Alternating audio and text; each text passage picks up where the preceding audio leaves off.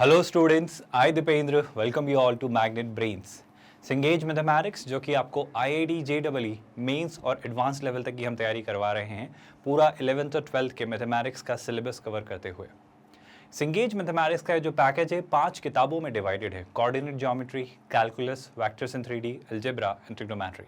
इसी ऑर्डर में पॉसिबली हम इन बुक्स को कर रहे होंगे और अभी हम कोऑर्डिनेट ज्योमेट्री के 4th चैप्टर के जेईई एडवांस्ड के प्रीवियस ईयर्स क्वेश्चंस को कर रहे हैं, जो कि है सर्कल्स के पास्ट ईयर्स क्वेश्चंस। मतलब इस बुक में दिए गए हर कंसेप्ट को, हर इलस्ट्रेशन, एग्जाम्पल और एक्सरसाइजेस के क्वेश्चंस को एंड अप्रॉक्सीमेटली हम जेईई एडवांस्ड के सारे प्रीवियस ईयर्स क्वेश्चंस कर रहे होंगे। और इस तरीके से आपकी हर चैप्टर की एक डिटेल्ड, थरो और कॉम्प्रहेंसिव तैयारी हम करवा रहे हैं, बिल्कुल फ्री ऑफ कॉस्ट।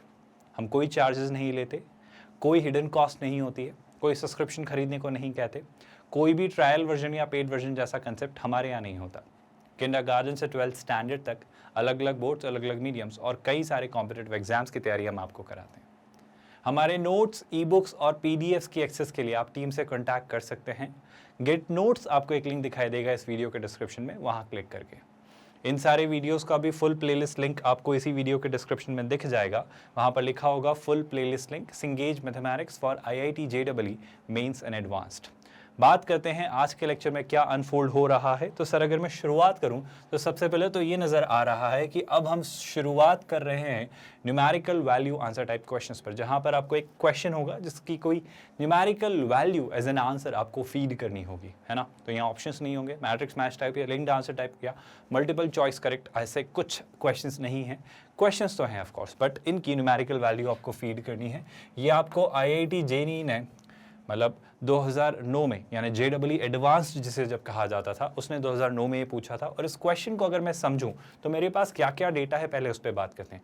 सर मुझे कहा जा रहा है the centre of two circle C1 and C2 each of unit radius R at a distance of 6 units. तो सर C1 और C2 दो सर्कल्स हैं, ठीक है। So I have two circles C1 and C2। और सर दोनों जो circles हैं आपके, ये दोनों जो हैं आपके सर्कल्स, इनकी रेडियस सेम है, कितनी, 1 यूनिट, है ना। And they are separated by a distance of कितना, 6 यूनिट्स। आई होप आपको बात समझ आ रही है। और दोनों की रेडियस है, मतलब दोनों आइडेंटिकल सर्कल हैं, बस सेंटर्स अलग अलग जगह सिचुएटेड हैं। और ये दोनों सेंटर्स के बीच की अगर मैं डिस्टेंस निकालूं, अगर दोनों सर्कल्स के बीच की अगर मैं डिस्टेंस निकालूं तो वो जो होगी सर, वो होगी आपकी क्लियरली कितनी भाई, वो होगी सर आपकी 6 यूनिट्स।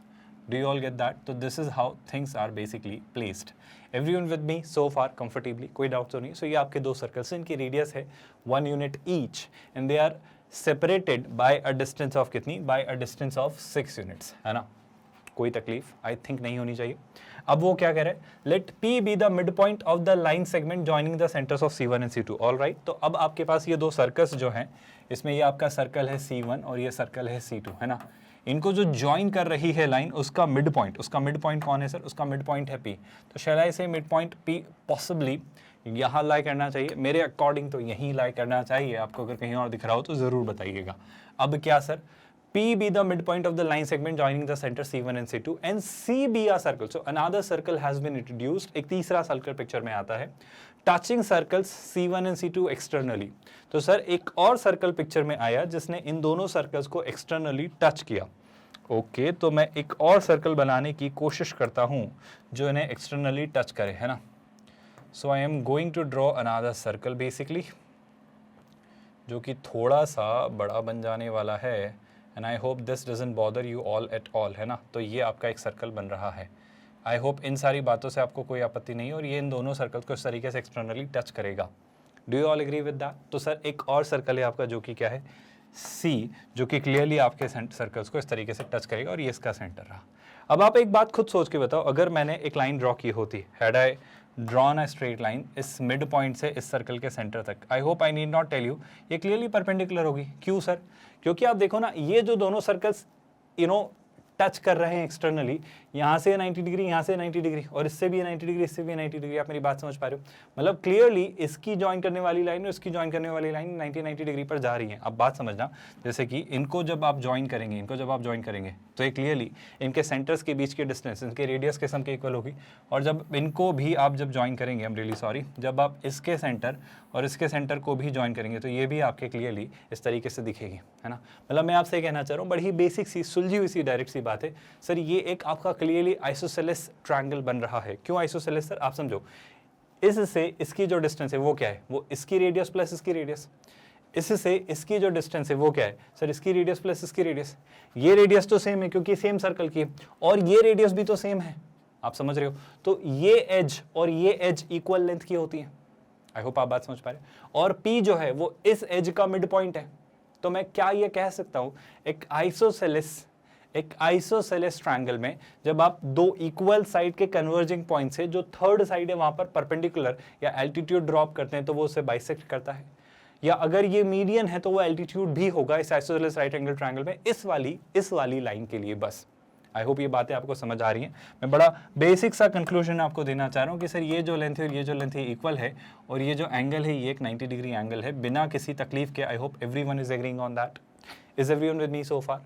कोई डाउट यहाँ तक के पिक्चराइजेशन को लेकर? आई होप आप समझ पा रही हो। ये जो डिस्टेंस है ये 1 है, और ये जो डिस्टेंस है ये भी 1 है, ये भी 1 है और ये भी 1 है। और अगर C1 C2 के बीच की लेंथ अगर मुझसे किसी ने पूछी होती तो मैं कहता कि वो डिस्टेंस कितनी है सर? वो डिस्टेंस है clearly 6 units. Do you all agree with that? I hope no one is bothered by this much information conveyed so far. Now, what do we have next? If a common tangent to C1 and C passing through P is also a common tangent to C2. अब बात सुनना students, वो ये कह रहा है कि अगर आपने एक कॉमन टेंजेंट ड्रॉ की, किसकी? अगर आपने एक कॉमन टेंजेंट ड्रॉ की, किसके लिए सर? C1 और C के लिए। वो कोइंसिडेंटली कॉमन टेंजेंट बन गई C1 और C2 की भी। अगर मैं एक ऐसा कोई पॉइंट बनाने की कोशिश करूं तो मुझे वो लाइन कुछ ऐसी दिखेगी, मुझे वो लाइन कुछ ऐसी जाती हुई दिखनी चाहिए, जो कि मैं कुछ थोड़ा सा टिल्ट करके बनाना चाहूँगा कि सर पहली बात तो वो लाइन आपकी कॉमन टेंजेंट यहाँ से नहीं जा रही होगी, वो कुछ ऐसी जा रही होगी, है ना। अब बस यही प्रॉब्लम है, यहाँ पर थोड़ा ड्रॉ करने में दिक्कत आएगी। तो मैं इसे कहूँगा कि सर इसे थोड़ा सा आपको सहूलियत से ड्रॉ करना होगा और इसे थोड़ा तो टिल्ट करना ही पड़ेगा, वरना बात नहीं बनेगी। पर उस प्रॉब्लम में ये प्रॉब्लम है। आई होप आप समझ पा रहे हो। मुझे एक्चुअली ये सर्कल्स इस तरीके से लेने चाहिए थे कि वो कॉमन टेंजेंट ऐसी बन जाती है ना। अब अगर नहीं बन पा रही है तो क्या? तो बस मैं एक थोड़ा सा रफ सा स्केच बना रहा हूँ, एक कॉमन सी टेंजेंट ऐसी कि वो इन दोनों की टेंजेंट है और वो क्लियरली आपके इस सर्कल की भी टेंजेंट है। क्या ये पूरा सिनेरियो आपको समझ आ रहा है? अच्छे से देखो इस बात को। यहाँ पर वो कहना चाह रहा है कि जो आपने कॉमन टेंजेंट बनाई है सर, जो आपके C1 और C की कॉमन टेंजेंट है, वो क्लियरली आपके C2 की भी कॉमन टेंजेंट है। आप अगर मेरी बात से एग्री करें तो बिल्कुल सर, मान लिया आपकी बात, इस बात से तो कोई प्रॉब्लम नहीं। तो अगर मैं एक टेंजेंट ड्रॉ करूँ, अगर मैं इस तरफ से करूँ तो बन जाएगी क्या?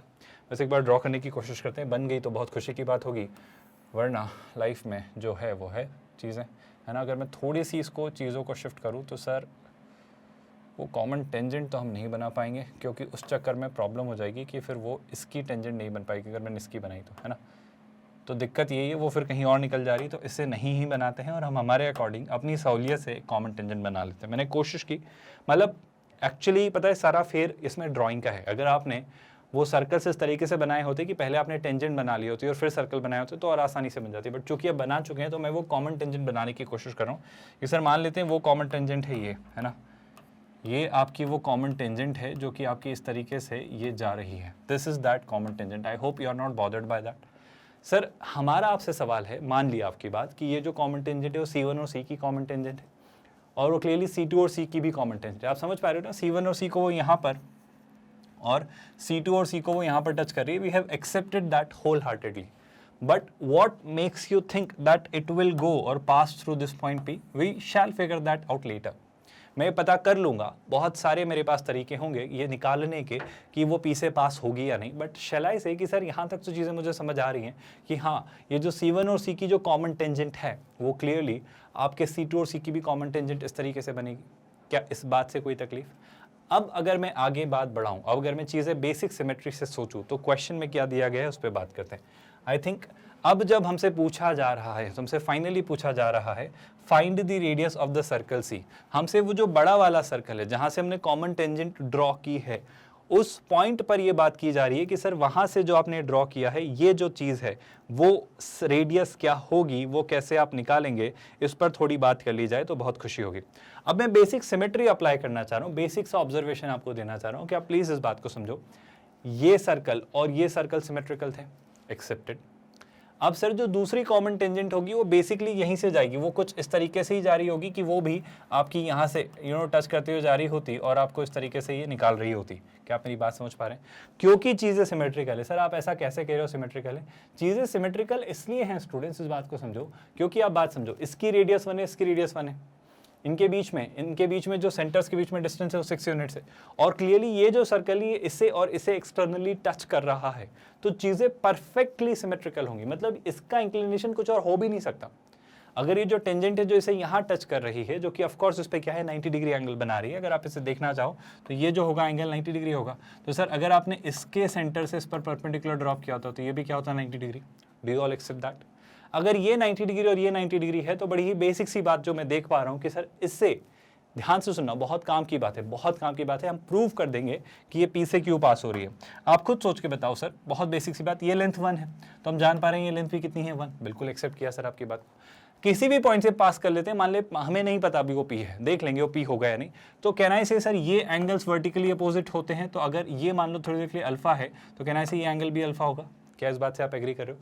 तो सर आप खुद सोच के बताओ, ये एक एंगल अल्फा, उसके सामने की लेंथ ये 1, ये एक एंगल अल्फा, उससे सामने की लेंथ ये 1 है ना, ये भी वही सर्कल, ये भी वही सर्कल, तो कहना है इसे अगर ये पॉइंट मिड पॉइंट है, अगर ये पॉइंट मिड पॉइंट है, छोड़ो एक पॉइंट है जहाँ से आपने टेंजेंट ड्रॉ किया, तो इस टेंजेंट की लेंथ और इस टेंजेंट की लेंथ सेम होने वाली।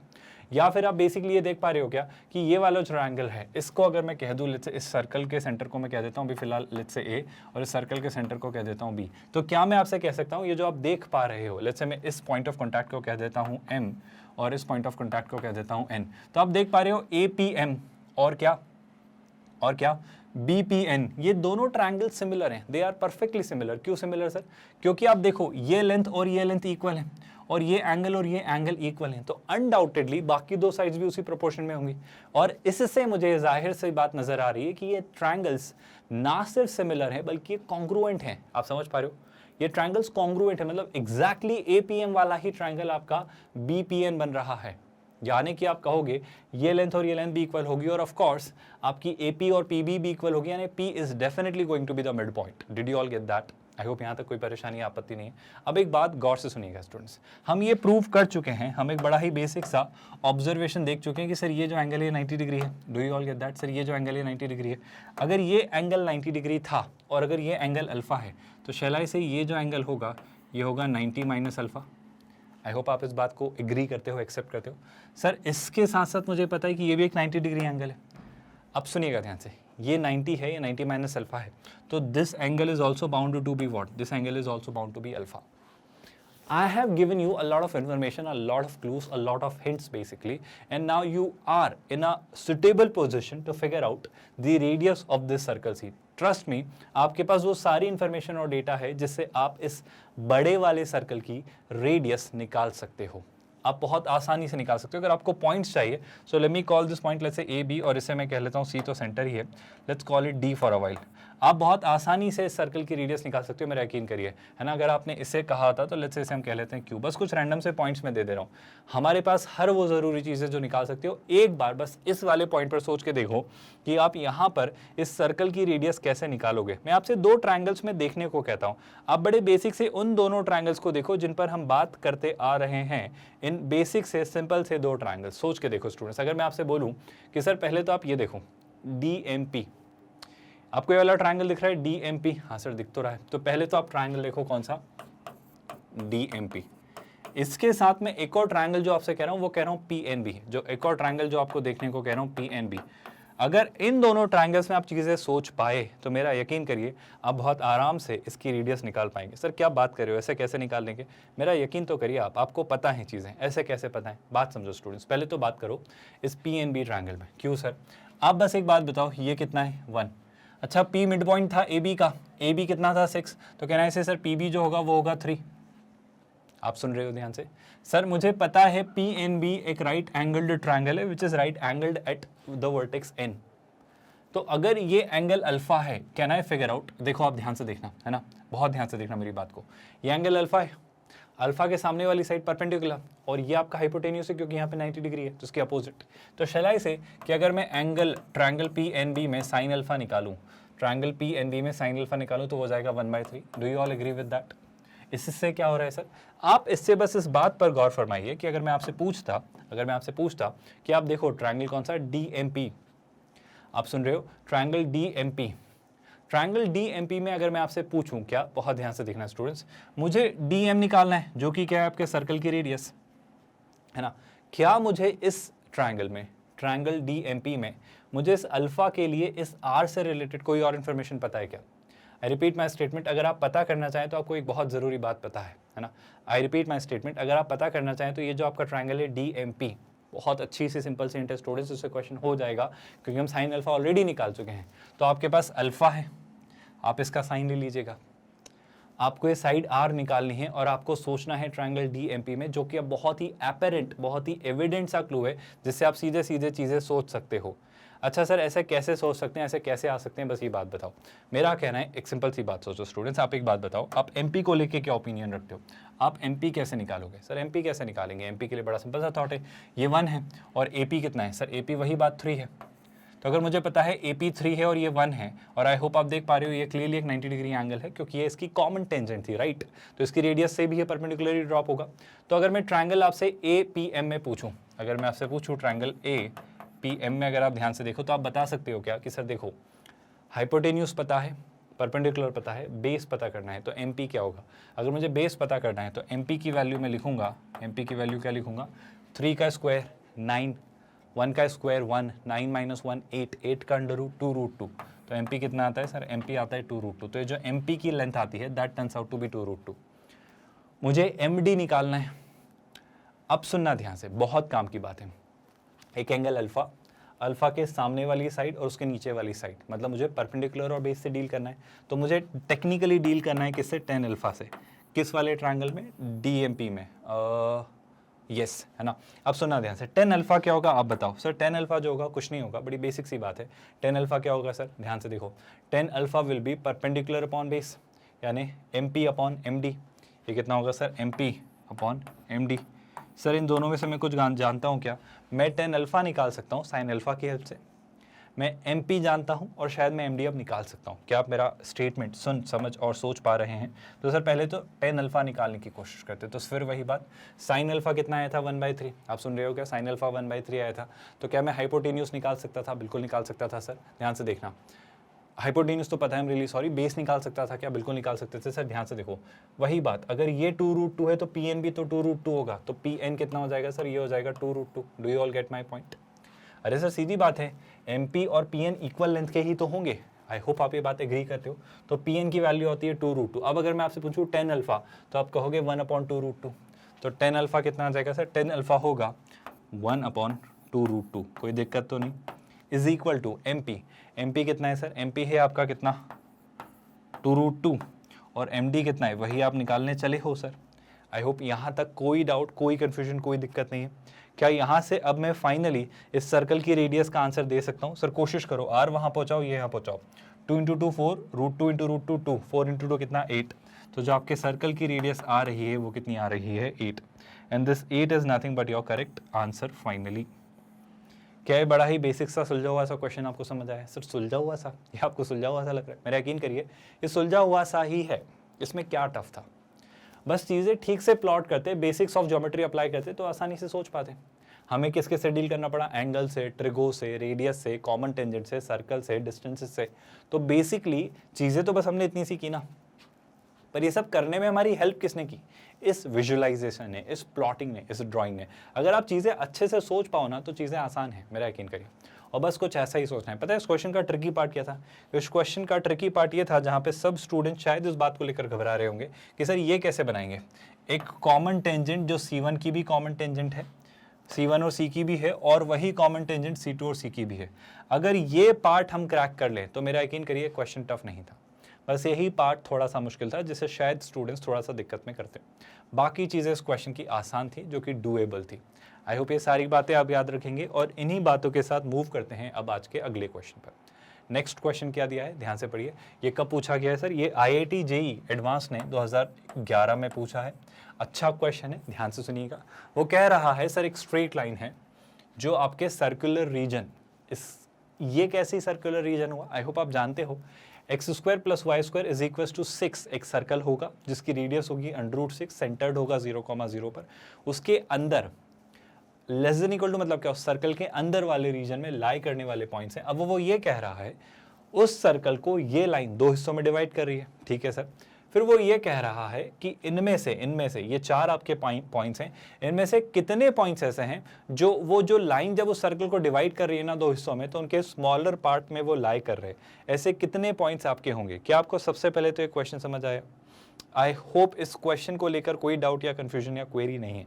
पर सर सोचेंगे कैसे, ये बात कैसे फिगर आउट करेंगे कि कौन सा पार्ट स्मॉलर है और कौन सा पार्ट बिगर है? ये थॉट आप कैसे लेकर आएंगे, इस बारे में हमें थोड़ी कंफ्यूजन है।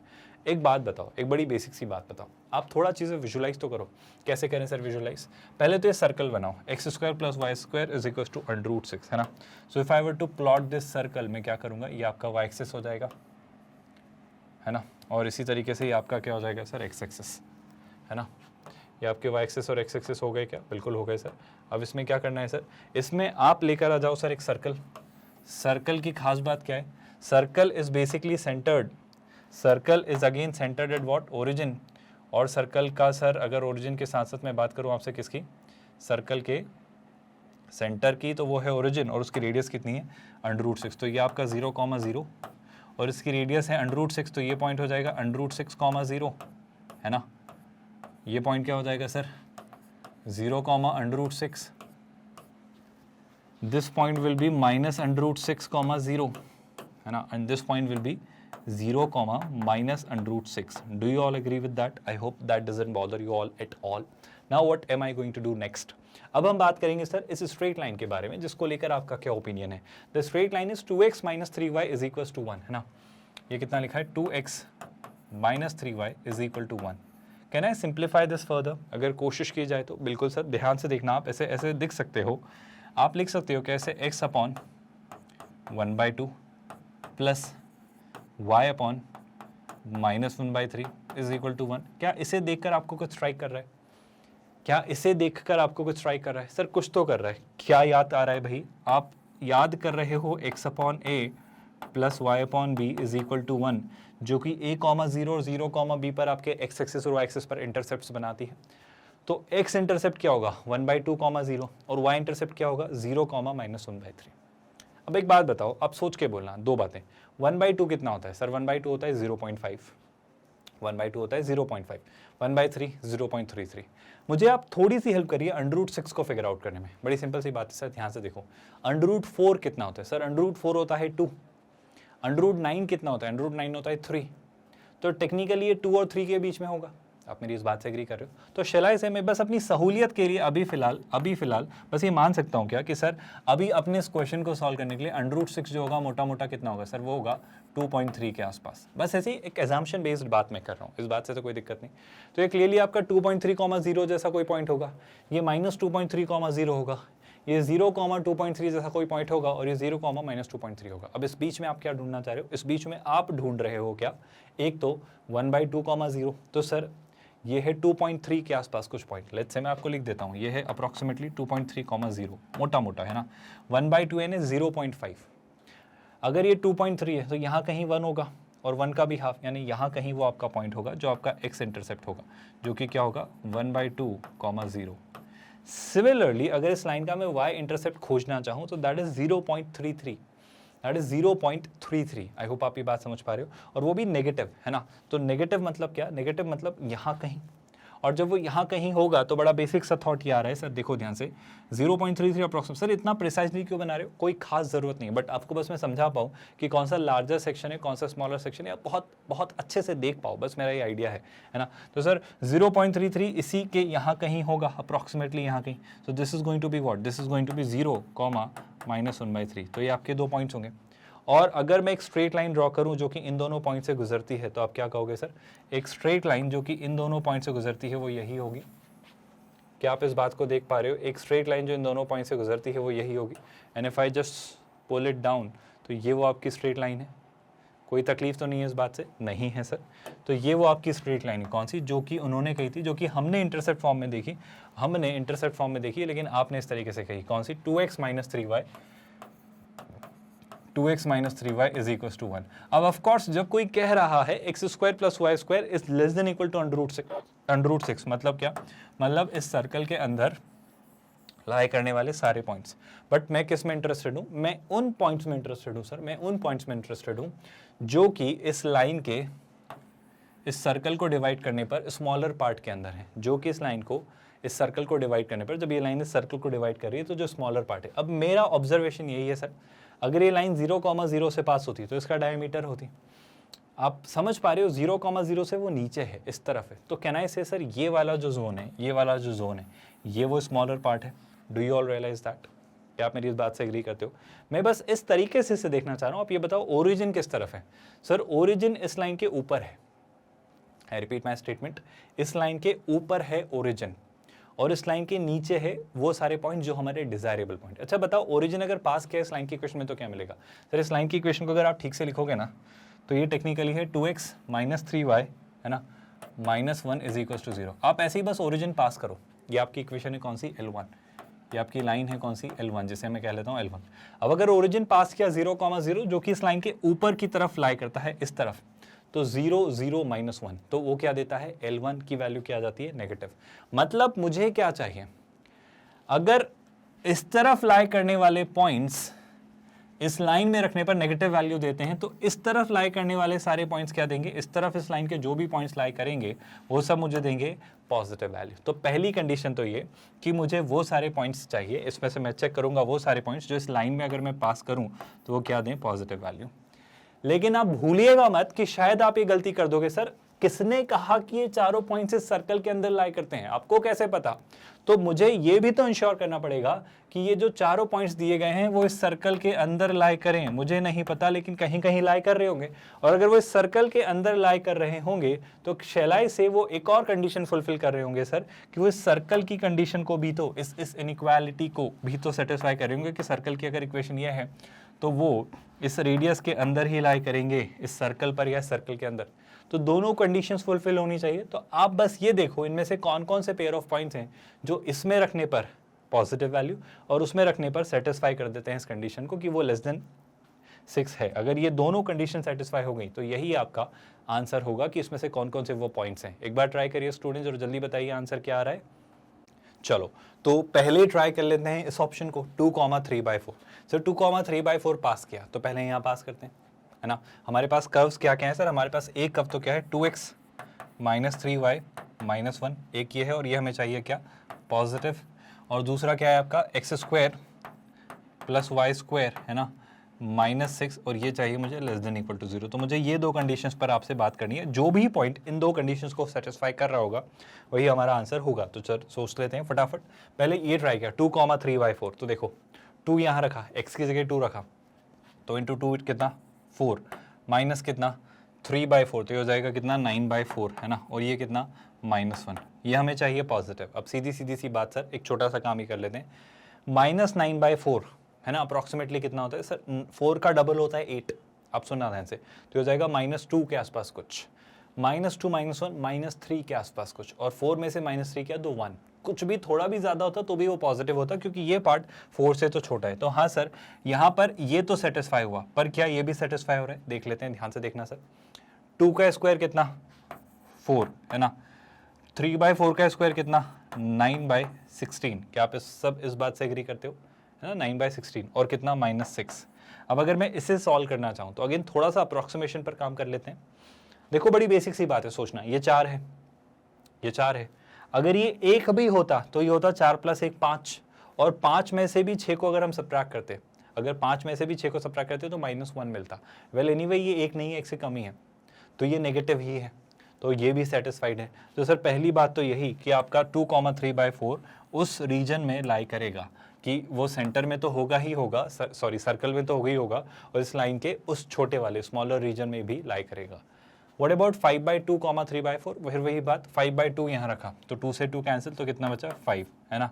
यहाँ पे 3/4 रखा तो कितना हो जाएगा -9/4। आप सब सुन रहे हो क्या बात, कोई दिक्कत तो नहीं। फिर क्या -1, है ना। सर देखो ये पॉजिटिव है या नहीं, सोच के देखो भाई, सिंपल सी बात, दिमाग लगाओ।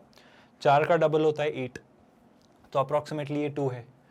-2 -1 -3, 5 -3 2, तो अप्रॉक्सीमेटली 2 ही आएगा। 2 से थोड़ा भी वो छोटा हुआ तो 1.8 1.9 आएगा, जो कि पॉजिटिव होगा।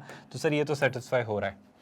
5/2, 3/4 क्या इससे सेटिस्फाई कर रहा है, देख लेते हैं। 5/2 का स्क्वायर कितना 25/4, कोई दिक्कत तो नहीं। 3/4 मतलब क्या सर, मतलब हो जाएगा क्या आपका 9/16, सही कर रहा हूँ क्या। और कितना सर -6, यहाँ पे थोड़ा ट्रिकी हो जा रहा है बट देख लेते हैं कितना आ रहा है। देखो ध्यान से सुनना, ध्यान से सुनना स्टूडेंट्स, मैं बड़ी सिंपल सी बात आपसे कहना चाह रहा हूँ कि यहाँ पे थोड़ा सा ध्यान से कर लो, क्योंकि बहुत क्लोज जा रहा है ना। तो मैं क्या करता हूँ, मैं पहले तो एलसीएम ले लेता हूँ, जो कि थोड़ा सा इस क्वेश्चन को बहुत कैलकुलेशन वाइज बहुत कॉम्प्लेक्स हो रहा है। मैं बस एक थॉट देता हूँ आपको, सुनना ध्यान से, काम की बात है। 4 का 6 टाइम्स होता है 24, आप सुन रहे हो, 4 का 6 टाइम्स होता है 24, तो ये अप्रॉक्सीमेटली 6 है। 6 में कुछ ऐड किया तो 6 से बड़ा ही हुआ, और 6 से बड़ी वैल्यू में से 6 सब्ट्रैक्ट किया तो ये पॉजिटिव हो जाएगा। मुझे क्या चाहिए था, नेगेटिव, तो ये सेटिस्फाई नहीं हुआ, मतलब आपका ये एक एक्सेप्टेबल ऑप्शन नहीं है। हम प्रॉपरली पूरा सॉल्व नहीं कर रहे हैं, हम थोड़ा सा अप्रॉक्सीमेशन पे काम करें, जो कि बेसिक कैलकुलेशन एक इंटेलिजेंट स्टूडेंट इस स्टेज पर कर सकता है।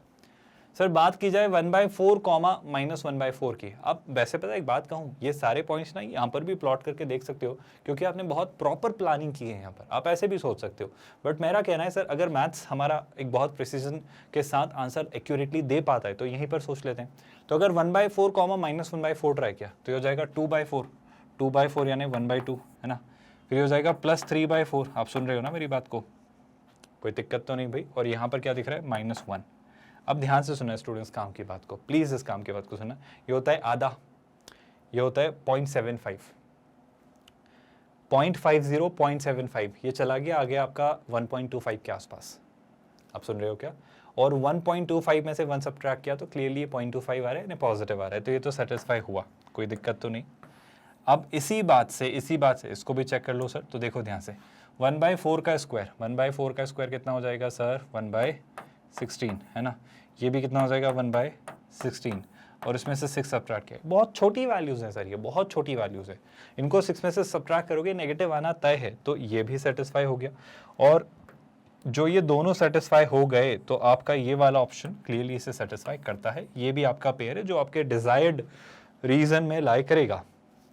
इस पर बात कर लेते हैं 1/8, 1/4 क्या आ रहा है सर, ध्यान से देखना। 1/8, 1/4 यहाँ रख के देखा तो 1/8 रखा तो 2/8 यानी कितना 1/4, ये है 1/4 यानी हो जाएगा -3/4, और ये है -1। अब ध्यान से देखो भाई, बहुत ध्यान से देखो सर, क्लियर सा मुझे रिजेक्शन दिख रहा है, क्योंकि देखना 1 - 3 कितना हो जाएगा -2/4, -2/4 यानी -1/2, -1/2 -1 नेगेटिव, लेकिन मुझे तो क्या चाहिए पॉजिटिव, तो इसी ने सेटिस्फाई नहीं किया तो आगे चेक नहीं करूंगा।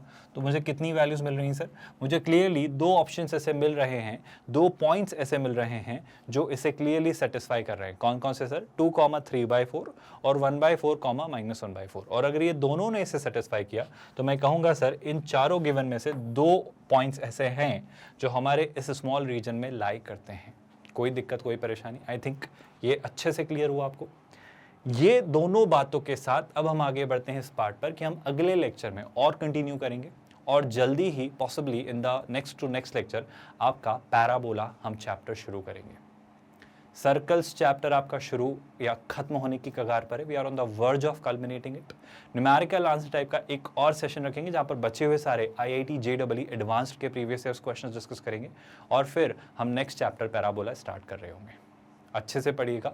अब थोड़ा सा मामला ट्रिकी हो जाता है, students find it a little difficult here at this stage, so be a little careful, be a little cautious at this stage basically. एक और ज़रूरी बात स्टूडेंट्स, ये बिल्कुल free of cost quality online education platform है। सिंगेज mathematics की हम बात करें जो कि 5 पार्ट्स में डिवाइडेड है, coordinate, calculus, vectors in 3D, algebra और ट्रिग्नोमेट्री। हम किंडरगार्टन से 12th स्टैंडर्ड तक अलग अलग बोर्ड्स और अलग अलग मीडियम्स की बहुत ही कॉम्प्रहेंसिव और डिटेल्ड तैयारी करवाते हैं, बिल्कुल फ्री ऑफ कॉस्ट। कोई सब्सक्रिप्शन लेने को नहीं कहते, कोई हिडन कॉस्ट नहीं होती है, कोई भी चार्जेस नहीं होते। ट्रायल वर्जन और पेड वर्जन जैसा हमारा कोई कंसेप्ट नहीं है। हमारे नोट्स के लिए, पीडीएफ्स और ई बुक्स के लिए आप टीम से कॉन्टैक्ट कर सकते हो गेट नोट्स पर क्लिक करके इसी वीडियो के डिस्क्रिप्शन में। ये प्लेलिस्ट का भी लिंक आपको मिल जाएगा जहां लिखा होगा full playlist link सिंगेज mathematics for IIT JEE mains and advanced. कोई भी क्वेरी हो कमेंट में लिखेगा, हम ज़रूर रिस्पॉन्ड करेंगे। नहीं संकोच भेजेगा, हम क्वेरी रिलेवेंट रही तो ज़रूर रिएक्ट करेंगे, आपको आंसर देंगे। बस अच्छे से पढ़िए, मेहनत करिए, चीज़ें समझते रहिए और नहीं संकोच, बस अच्छे से तैयारी करिए। विद दैट आई बिलीव आज के लिए इतना काफ़ी है students. Let's meet in the next lecture. Take a good care of your self students. Thank you so much.